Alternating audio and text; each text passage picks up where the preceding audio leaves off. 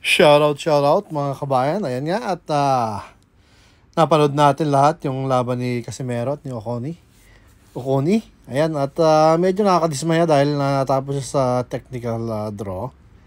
Ganun pa man, makikita natin na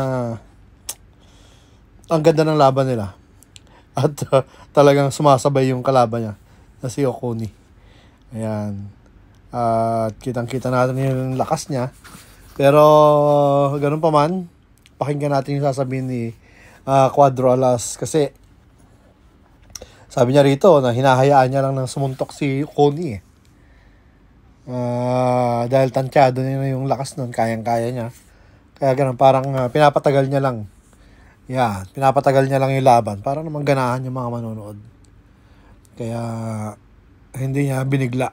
Pero sabi niya, kayang-kaya niya tapusin sa unang round. So, nakakadismaya lang kasi natapos na kagad. At least naman sana umabot ng mga 6 round, gano'n, 8 rounds, 7 rounds. Okay, pakinggan natin yung sasabihin niya rito. Sa body shot, hindi naman ako nasaktan nun. Nag-ano lang ako kasi marami din siyang suntok na ipapatama. So nag-defense ako para hindi ako maano sa kanya, na matamaan ng sulit. Pero alam ko naman kayang-kaya ko yung suntok niya. Pero hinahayaan ko lang siya na susuntok sa akin para pagdating ng panahon kapag may opening siya, kaya kong pasukin yung suntok niya. Yun nga, sabi niya, kayang-kaya nga yung suntok. So, inaabangan niya lang, hinihintay niya lang yung tinatimingan niya lang ito kapag open talagang bibigyan niya na. So, yun ang mga paliwanag niya. So, okay naman, mukha nga naman gano'n. Kaya alam, mukhang bumagal talaga si, ewan ko, parang ang bagal ni Cuadro Alas. Pakinggan natin ulit. Ako sa kanya kasi isa din siyang champion, ex-champion. So, alam ko may kakayahan siya na manalo sa laban namin, pero hindi ko hayaan na manalo siya. Kaya yun, hinahayaan ko lang na susuntok siya sa akin, pero nag-advance ako sa counter punch ko. Ayan, at natanong pa nga rito si Inoue kung ano ang balak niya na gawin dahil sa pinakita niya parang hindi ubra, sabi niya rito.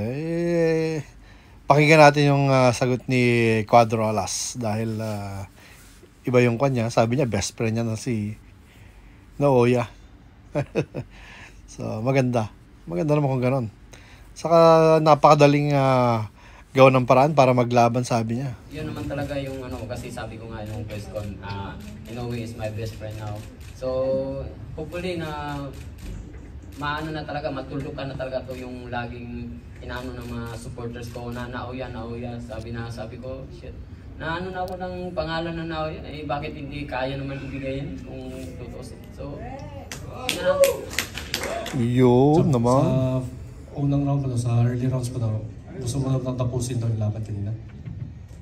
Sa first round pa lang, ako na gusto kong tapusin siya, pero naano ako sa mga tao kasi sobrang daming mga tao nanonood, so baka mabitin na naman yung mga manonood. So gusto ko ipapaano ko muna yung laban para ma-expose yung laban, so para naman ma-incite yung mga tao manonood.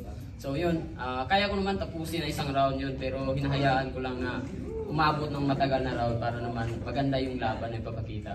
At lalo na sa mga manonood, hindi mabitin. So, yun. Ayun naman pala, pinapatagal lang niya. Kayang-kaya naman pala ng isang round lang naniniwala naman tayo ron. Yung lakas ni sa kakayahan ko parang 40% lang, pero alam natin na sparring partner ni Naoya yun. Pero sabi ko, shit, ganun lang ba yung kakayahan niya para So alam ko kaya ko na talunin si Naoya.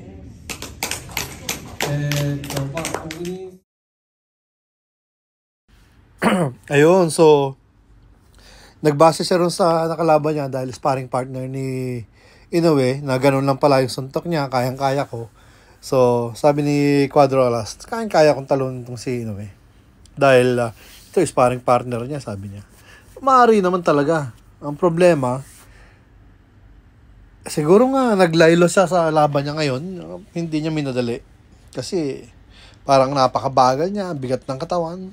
Pero ganun pa man, maganda pa rin yung laban nila. Dahil malakas yung kalaban niya rin. Matibay.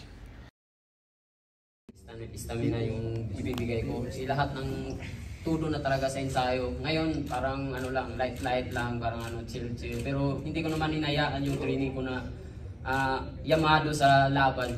Yun pinakita ko, pang ano lang yun, parang public workout na yata yun. Pero Ayun naman pala, hindi naman pala niya tinodo. Sabi nga niya, parang public workout lang yung ginawa niya. So, chill lang. So, kaya gano'n naging resulta.